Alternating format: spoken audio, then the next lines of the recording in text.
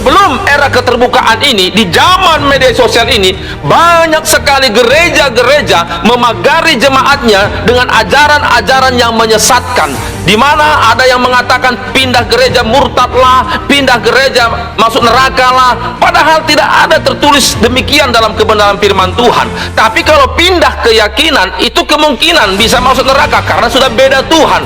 Tetapi kalau pindah gereja karena satu tujuan ingin bertumbuh dalam kerohanian, itu tidak masalah. Tapi kalau pindah gereja karena kepahitan, itu perlu pemberesan dulu. Itu pun tidak masalah kalau pemberesan dulu. Jadi kita baca dulu kebenaran firman Tuhan di dalam Yohanes pasal 21 ayat yang ke-15 sampai yang ke-17. Firman Tuhan, judul perikopnya, gembalakanlah domba-dombaku.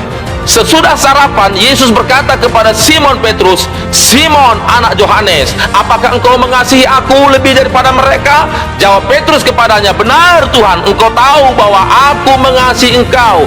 Kata Yesus kepadanya, "Gembalakanlah domba-dombaku."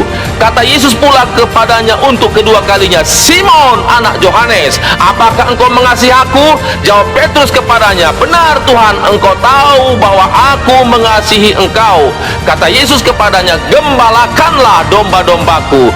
Kata Yesus kepadanya untuk yang ketiga kalinya, "Simon, anak Yohanes, apakah engkau mengasihi aku?" Maka sedihlah hati Petrus karena Yesus berkata untuk ketiga kalinya, "Apakah engkau mengasihi aku?" Dan ia berkata kepadanya, "Tuhan, engkau tahu segala sesuatu, engkau tahu bahwa aku mengasihi engkau." Kata Yesus kepadanya, "Gembalakanlah domba-dombaku." Di sini dijelaskan, Yesus mengatakan dengan tegas, "Gembalakanlah domba-dombaku." Tidak ada di situ dikatakan domba-dombamu. Berarti jemaat Tuhan itu adalah domba-domba Tuhan.